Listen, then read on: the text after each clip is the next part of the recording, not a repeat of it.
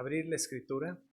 Es tiempo de la exposición de la palabra de nuestro Dios y usaremos en esta ocasión un par de textos, uno que se encuentra en el Antiguo Testamento y otro en el Nuevo Testamento.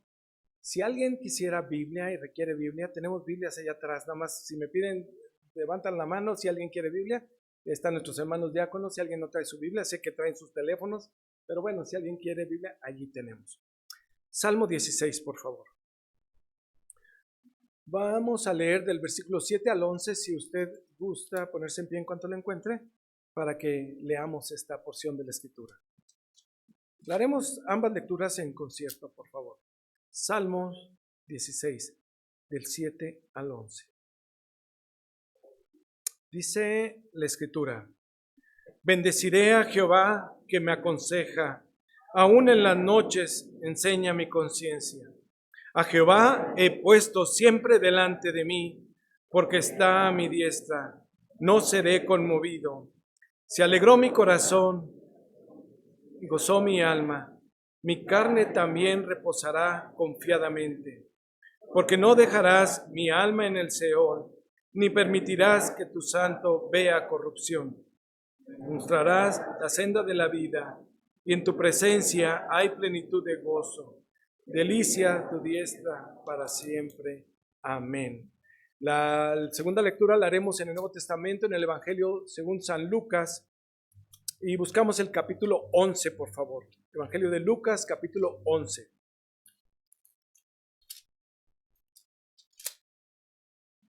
Momento hermoso de una enseñanza de Jesús a sus discípulos. Lucas 11, del 1 al 13. Lo leemos juntos también, por favor. Dice: Aconteció que estaba Jesús orando en un lugar, y cuando terminó, uno de sus discípulos le dijo: Señor, enséñanos a orar, como también Juan enseñó a sus discípulos. Y le dijo: Cuando oréis, decid: Padre nuestro que estás en los cielos, santificado sea tu nombre. Venga tu reino, así como en el cielo, así también en la tierra. El pan nuestro de cada día, dánoslo hoy, y perdona nuestros pecados, porque también nosotros perdonamos a todos los que nos deben. No nos metas en tentación, mas líbranos del mal. Les dijo también: ¿Quién de vosotros que tenga un amigo va a él a medianoche y le dice: Amigo, préstame 3 panes, porque un amigo mío ha venido a mí de viaje y no tengo qué ponerle delante? Y aquel, respondiendo desde adentro, le dice: No me molestes, la puerta ya está cerrada y mis niños están conmigo en cama. No puedo levantarme y dártelos. Os digo que aunque no se levante a dárselos por ser su amigo, sin embargo, por su importunidad se levantará y le dará todo lo que necesite. Yo os digo: pedid y se os dará, buscad y hallaréis, llamad y se os abrirá. Porque todo aquel que pide, recibe, y el que busca, halla, y el que llama, se le abrirá. ¿Qué padre de vosotros, si su hijo pide le dará una piedra?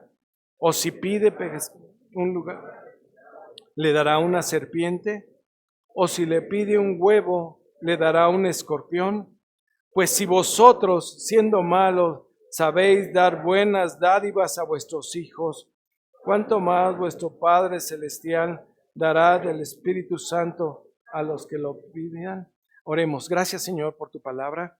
Gracias porque lo que has preparado para nosotros será una guía de tu Espíritu Santo, la que nos permita en la meditación de tu palabra escuchar, discernir, meditar posteriormente en ella.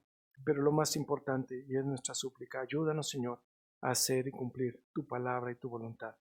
En Cristo Jesús oramos. Amén. Ocupen sus lugares, por favor. Puente de Amor es el título de esta mañana y estamos enmarcados en una serie que estamos reflexionando en esta historia de amor, lo que Dios ha hecho a través de su Hijo Jesucristo para bendecirnos a nosotros. Y hemos estado reflexionando en esta historia que viene narrada en el Evangelio de Lucas, cómo Jesús va camino a Jerusalén. No debemos nunca perder esta ruta en lo que estamos ahorita, porque camino a Jerusalén, Jesús hace y desarrolla muchas actividades y momentos que quedan marcados en la historia y en la vida del pueblo de Dios. Yo no sé, hace poquito estaba escombrando mi esposa un closet, un librero más bien, y salió un librito muy pequeñito que en alguna época compramos para acompañar o ayudarnos cuando nuestra hija era pequeña. Y el libro dice, un chiquito con ilustraciones, trae muchas actividades que se pueden hacer durante un viaje en carretera. Y es interesante lo que tiene como juegos, como dinámicas que se podían tener, y es una propuesta. Y me llevó a pensar cómo los papás intentamos, hay veces, entretener a los niños. Cuando nosotros nos atenemos al texto bíblico, si nos vamos al libro de Deuteronomio, nos dice que mientras estés en el camino, ¿qué es lo que tenemos que hacer los padres? ¿Se acuerdan qué dice Deuteronomio 6? Mientras estés en el camino y al levantarte y al acostarte y en todo momento, hablar de lo que el Señor ha hecho en el pasado, lo que está haciendo con tu vida. Y esa es la tarea que tenemos como padre. El Señor Jesús nos muestra de forma aquí muy clara cómo aprovecha perfectamente bien el tiempo. El viaje a Jerusalén no está ocupado como un entretenimiento, con un viaje turístico, como algo simplemente de meditación y una forma simplemente de conocer una región que a lo mejor ya la habían recorrido muchas veces. Jesús les enseña a sus discípulos muchas cosas. Y en este caminar hemos pensado ya en días pasados cómo les enseña la importancia de buscar la paz, la importancia de buscar la unidad, la importancia de predicar el evangelio. Ya les dijo que había mucha necesidad en la predicación cuando dijimos la mies es mucha, ¿se acuerdan? Y dijo, rogad al Señor de la mies. Y precisamente podemos observar en el Evangelio de Lucas cómo hay un hilo conductor muy fuerte que se puede percibir en el Evangelio que nos permite ver cómo la oración especialmente enmarcada por la vida, por la práctica de Jesús, es fundamental para poder entender cómo puede Jesús proclamar y buscar la paz. Antes está orando. Cuando busca la unidad, antes está orando. Cuando está eligiendo, antes está orando. Recordemos lo que hemos estado ya viendo del Evangelio de Lucas. Cuando veíamos en un momento dado, cuando Jesús estaba siendo bautizado precisamente, ¿se acuerdan que Jesús estaba orando? Cuando se oye una voz del cielo, este es mi hijo amado. ¿Se acuerdan de ese momento? Jesús estaba en plena oración. Cuando Jesús estaba predicando y sanando, leímos ya por ahí cuando andamos en el capítulo 6, y Jesús, ¿qué hacía? Se apartaba a orar y dedicaba tiempo para orar antes y después de estar haciendo ese fuerte ejercicio de estar ministrando a tanto necesitado. ¿Se acuerdan de Jesús antes de tomar la decisión de elegir a los 12? ¿Qué hizo toda la noche anterior? Oró. Y eso lo podemos ver perfectamente también en el capítulo 6 de Lucas, donde Jesús, orando toda la noche, antes de levantarse y elegir a aquellos que le habrían de acompañar como sus discípulos. Cuando estábamos cerca del capítulo 9, veíamos cómo Jesús tiene una plática y diálogo con los discípulos y les dice, ¿quién dice la gente que soy yo? ¿Se acuerdan de ese momento? Y que Pedro responde de una forma, tú eres el Cristo, el Hijo del Dios viviente. Si leen o leemos con cuidado, la acción previa a ese evento, Jesús orando. ¿Se acuerdan de Jesús antes de caminar hacia la cruz, allá en el huerto? ¿Qué hacía Jesús? Arrodillado, orando, clamando al Padre. Así es que nosotros podemos ver en el Evangelio una parte fundamental que Jesús tiene como una forma y estilo de vida, de orar y de acercarse al Padre en cada momento y circunstancia de su vida. Y especialmente se remarca los momentos trascendentales. Y hoy tenemos delante de nosotros un momento trascendental. En ese viaje, en ese caminar a Jerusalén, Jesús está enseñando y discipulando a los suyos para que en cuanto ya no esté, ellos continúen la tarea, ellos continúen la labor. Si nosotros nos vamos al libro de los Hechos, cuando vemos las acciones del Espíritu Santo, cuando vemos las acciones de los discípulos, constantemente los vemos a un pueblo en oración. Cuando vemos los tiempos de problemas y dificultades, cuando hay presos, cuando hay cárceles, cuando hay persecución, encontramos a la iglesia orando. Tiene sentido con lo que les enseñó el maestro. Tiene por tanto sentido para nosotros hoy ver cómo la oración es la parte central en el ministerio del Señor Jesús. En la vida de Jesús, la oración lo vamos a ver constantemente, aún en su tiempo final. Juan nos platica cuando ya está por los tiempos en su última conversación con sus discípulos, en paz, le dice: Padre, te encomiendo a estos. La oración es, por tanto, un ministerio de vida y obra para el creyente. Esto es lo que enseñó el Señor Jesús. Y una de las cosas que nosotros podemos ver es que es un pueblo que sus discípulos no eran nuevos en este tema de la oración. No eran nuevos, habían sido instruidos dentro de las prácticas judías y tenía que ver con esta actitud de orar cotidianamente, con esta actitud de dirigirse al templo y presentar oraciones al Señor. Y sin embargo vemos a un discípulo en el capítulo 11, versículo 1, ¿qué es lo que le pide cuando ve a Jesús regresando de su práctica de orar? ¿Qué le dice? Maestro, enséñanos a orar. Señor, enséñanos a orar. Y pone como referencia como lo hace, o como lo hizo Juan el Bautista. No sabemos qué método, qué forma utilizaba Juan el Bautista para orar, pero sí este discípulo le pide y le suplica: así como tú oras, yo quiero aprender a orar. Y así es que en este día vamos a tener algunos elementos, solamente algunos de esta oración, preciosa oración, que nos ha enseñado y como un modelo. No lo utilizamos como aquellas mantras que utilizan algunas religiones de repite y repite y eso se va a cumplir. No, es un modelo que el Señor nos permite entender para comprender los principios fundamentales del cristianismo. Así nosotros, niños, jóvenes, adultos, tenemos que entender que la oración que Jesús enseña debe ser parte fundamental en la vida de su pueblo. ¿Qué significa para ti o para mí decir Padre? La verdad que aquí nosotros ya estamos muy acostumbrados.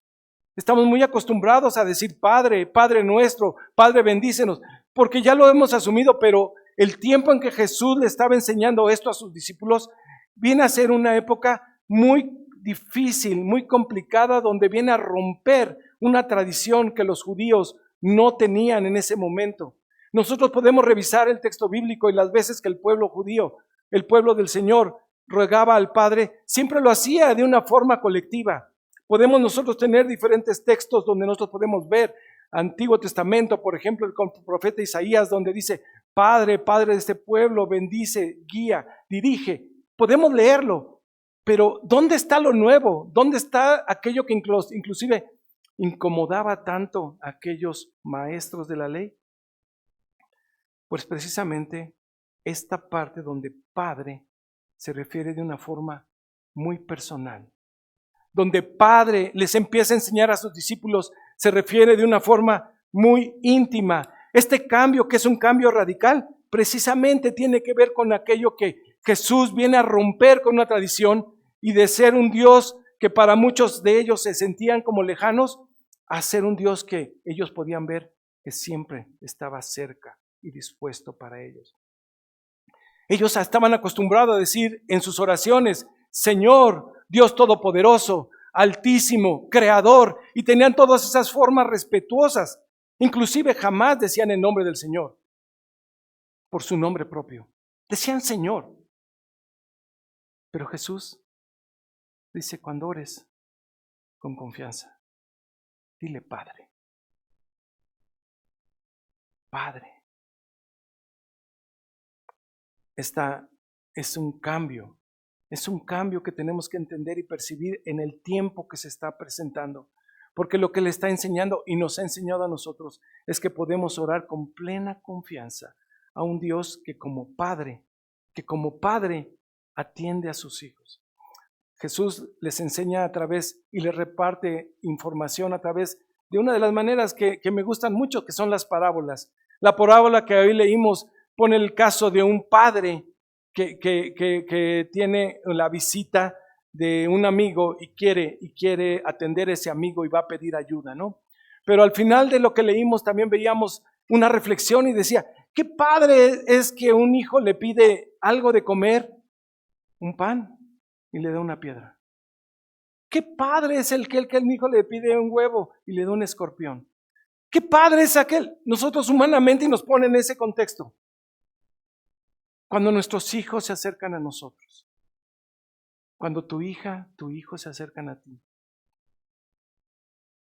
A lo mejor no estamos en la posibilidad, pero sí somos capaces de decirles, manifestarles su cariño y decirle, esto no, ahorita no, o no conviene. Por eso es muy esencial para nosotros entender que esta parte, lo que está enseñando Lucas, es una relación cercana y personal con el Señor.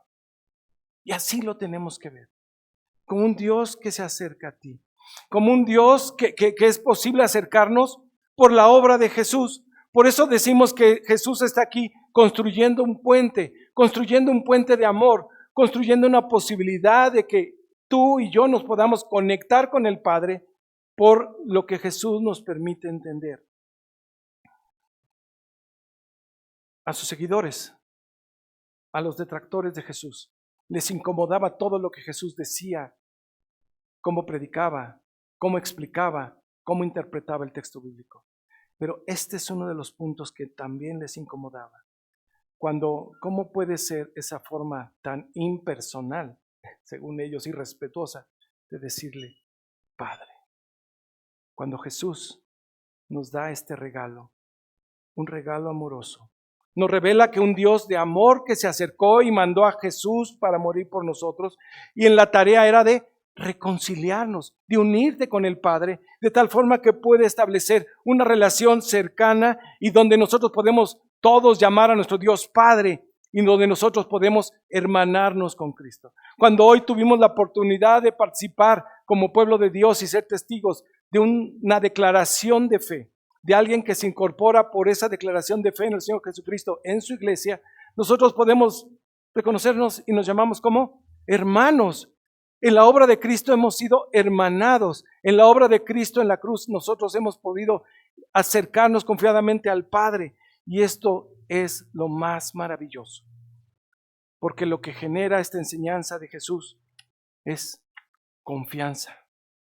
Confianza en el Señor. ¿Sí me escuchan ahí, hermanos? Sí. Es que yo de repente no me escucho por acá. Confianza en el Señor. Entonces, este puente de amor que el Señor Jesucristo vino a tender es de lo más maravilloso. Hace poquito estaba en una oficina haciendo un tiempo de espera y tenían algo que me gustó mucho. Tenían un video en la pantalla que se pasaba y lo que estaban pasando eran diferentes puentes en el mundo. Y de verdad hay puentes hermosos, puentes que tienen diferentes maneras, materiales de madera, de fierro, de diferentes estructuras, pero lo más maravilloso es lo funcional.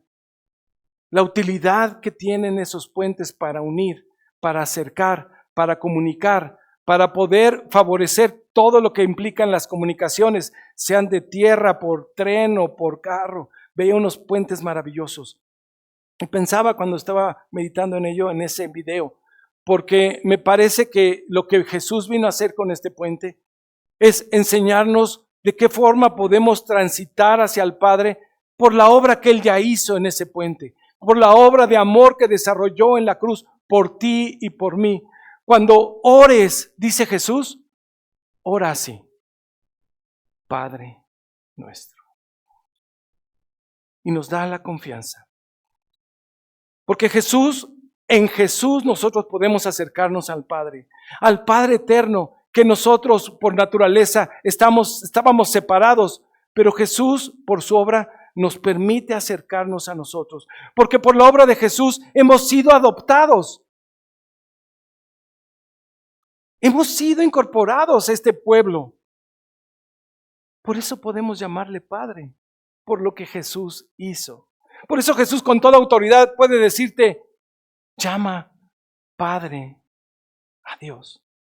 Con toda autoridad, porque Jesús nos puede dar la confianza. Cuando leímos el Salmo 16, un salmo que tiene que ver con una visión escatológica, es decir, una visión hacia el futuro, una visión a lo que nosotros tenemos siempre que tener en cuenta.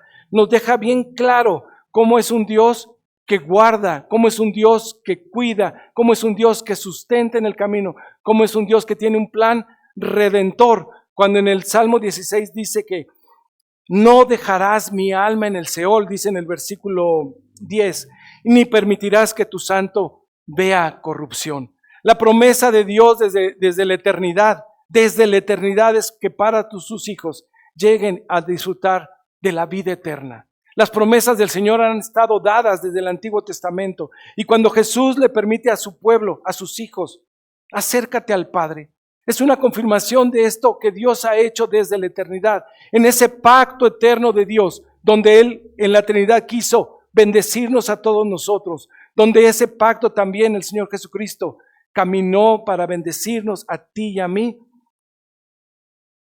para podernos aceptar como herederos, como coherederos, ¿no? Para estar junto con Cristo, para ser parte de la familia de Dios, para ser esta parte junto con el unigénito de Dios, parte de este pueblo. Por eso nos gozamos, hermana Lorenza, por eso nos gozamos con Valentina, por eso nos gozamos con cada persona que en un momento declara con su boca que Jesucristo es su Señor. Y en ese momento nos hermanamos con nuestro Señor Jesucristo y nos permite incorporarnos en esta parte. Y esto es lo más especial, y esto es lo más maravilloso. Además de eso, viene el paquete, porque no solo se encarga de dejarnos ver con claridad en el primer punto de ver que hay una confianza y una cercanía. También el Señor Jesús le enseña a los suyos que pueden clamar al Señor y pueden depender en su vida cotidiana al Señor, como nosotros. Cuando oramos, lo hacemos con confianza, pero Jesús les dio también esa confianza a los suyos. Les dijo, pidan por el pan. Pidan por el pan cotidiano. Pidan por el pan de cada día. Este es un puente tremendo de amor, porque no solo el pan, sino se refiere a ese cuidado del Señor, porque nos recuerda a un Señor que está caminando con su pueblo en ese éxodo. Constantemente tenemos que tener en cuenta esa idea que hay un caminar. Cuando Jesús estaba en ese encuentro en la montaña con Elías, con Moisés, ¿se acuerdan? De lo que hablaban, era del éxodo que habría de hacer Jesús a Jerusalén. Constantemente el pueblo de Dios es recordado como en el Shema, ese éxodo del pueblo de Dios hacia la tierra prometida. Y así nosotros tenemos que ver que en ese caminar el Señor proveyó de pan, el Señor proveyó de agua, el Señor proveyó de cuidados, el Señor proveyó, dice, cuando entraron a la tierra prometida se dieron cuenta que no les faltó pan, no les faltó comida, no les faltó calzado, no les faltó ropa. El cuidado del Señor, tu Padre, está al tanto de los suyos. Y ese es el puente que hizo Jesucristo cuando te dice, ora al Padre, hazlo confiadamente porque tu Señor está contigo en el pan cotidiano. Como una muestra, como ese maná que llegaba cada día y que solo tenía que salir el pueblo a recogerlo. Como esa agua que salía de la peña para saciar la sed. Pero no se queda allí. La oración del Señor nos lleva a un punto más y bien importante, hermanos, que no debemos nunca olvidar. Cuando la propuesta que está dando en ese puente de amor es que estemos conscientes del perdón de los pecados. En el versículo 4 también en Lucas 11 nos enseña esta enseñanza. En la oración debes de aprender a orar, Padre, perdónanos. Y ese es el concepto que tenemos que tener claro cada uno de nosotros del perdón necesario de nuestros pecados. La redención que tenemos en Cristo Jesús. El perdón de nuestros pecados. Tus pecados, mis pecados han sido clavados en la cruz. Y eso es lo que Jesús quería que los suyos fueran comprendiendo. En ese momento tenían que aprender a depender del Señor y aprender a ser liberados por Él. La parábola que plantea Jesús para enseñar la oración es una palabra que les enseña al pueblo y creo que hoy también a nosotros a no solo saber cómo orar, sino también a hacerlo con insistencia. Esta parábola le enseña al que el vecino va y toca, va a importunar a su vecino, va y le pide ayuda de comida. Y el texto nos enseña en la parábola que si bien no se levanta ese hombre por ser su amigo, por su insistencia le responde. Por la insistencia. ¿Cuántas veces nosotros solo oramos en momentos de crisis? ¿Cuántas veces de nosotros solo oramos cuando hay una necesidad? Si nos ponemos en el plan de ven y ayúdame, ¿no? Y ya nos olvidamos. Sin embargo, si nos atenemos al modelo de Jesús, Jesús les había enseñado ya con su vida que la oración era su alimento, que la oración era su pan cotidiano, que la relación con el Padre era y lo que tenía que ver para cada momento de su vida, que la única forma le enseña a su pueblo para poder vivir de acuerdo a la voluntad de Dios es acercándose al Padre, que al hacerlo el pueblo puede tener y sentir la paz de Dios que le puede hacer comprender que su vida está en las manos del Señor. El pueblo de Dios al orar puede saber que su vida, su salud está en las manos de Dios y allí descansa. Y que sabemos que nada se puede perder de nosotros sin que el Señor lo permita. Y que el Señor nos permite con claridad saber que el proyecto de Él es en la vida eterna. No está enclavado en el aquí y en el ahora. Sí lo promete, sí lo cuida, pero el proyecto es más allá, como leíamos con el salmista. Que el crecimiento y el desarrollo que cada uno de nosotros tenemos que tener en el Señor está en las manos del Señor, pero se requiere de una constante oración. Las decisiones de Jesús, aún las más difíciles, ¿se acuerdan que eligió a 12? Uno de ellos lo iba a traicionar. Y aún así en el decreto y plan eterno de Dios estaba llamarlo a él. Para que nosotros entendamos que nada se escapa de la voluntad del Señor. La plenitud del pueblo de Dios, si la queremos entender como persona, como familia, como iglesia, tiene que ser con base en la oración. La oración cotidiana con el Señor. Sabemos, lo leímos en los Salmos. El viernes pasado estábamos aquí, un grupo, y veíamos cómo en el texto, en el Salmo, nos enseña cómo el Señor escucha nuestra oración.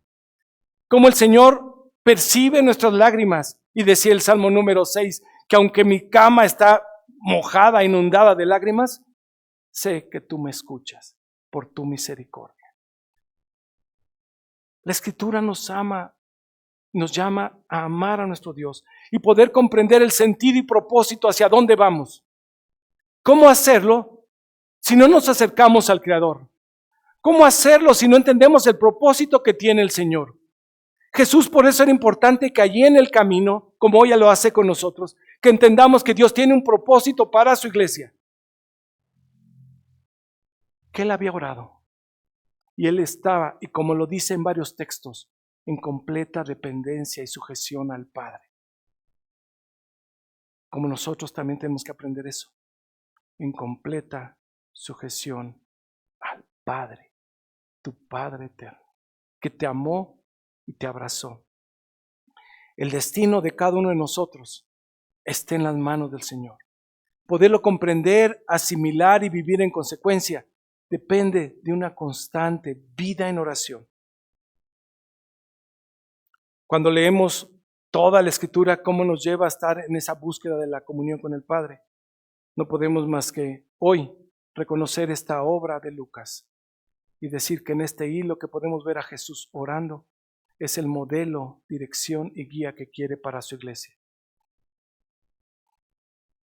En lo particular, cuando Mateo trata este pasaje del Padre Nuestro en Mateo 6, lo hace, le dice, ve y apártate, enciérrate en tu recámara. Allí en lo privado, ora al Señor. Véanlo después en Mateo 6. Cuando se acuerdan de la obra, la presentación de que se le hace a Zacarías acerca de que tendría el milagro del nacimiento, el pueblo estaba orando, la comunidad también tiene que mantenerse orando. Cuando nosotros entendemos en el texto que la oración personal, privada y comunitaria es necesaria, tenemos que entender este tiempo especial del Señor para su pueblo, que quiere como veíamos en el primer punto, una relación íntima contigo para querer y hacer su voluntad. Algo que nos deja claro cuando hablamos al Padre es que Él te oye, aunque nadie más te oiga. Dios está atento a sus hijos y responde de la mejor forma. Eso lo entiende el que ha creído en el Señor Jesucristo. Y por eso podemos sumarnos como lo hace Pablo en Romanos 12, capítulo 12, versículo 12, donde nos dice que podemos estar gozosos en la esperanza, porque el Señor nos llama a una vida en la eternidad. Como dice el salmista, podemos estar seguros que estaremos en la presencia del Señor al final de nuestros días. Por eso dice, gozosos en la esperanza. ¿Sufridos en la tribulación? Sí, hay que pasarla. Y nos dice cómo enfrentarla. Constantes en la oración. Hay varios libros que hablan de iglesias, de los trabajos de las iglesias, las crisis de las iglesias, los problemas de las iglesias, y los diferentes autores van a coincidir en una idea fundamental. Cuando se alejan de la palabra de Dios y cuando se aleja el pueblo de la oración.